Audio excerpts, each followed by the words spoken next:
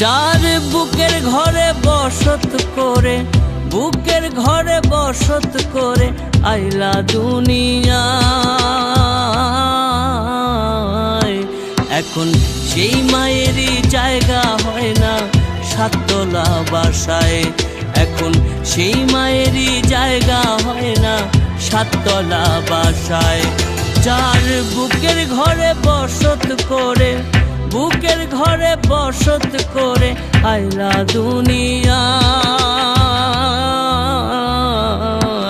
এখন সেই মায়েরই জায়গা হয় না সাততলা বাসায়, এখন সেই মায়েরই জায়গা হয় না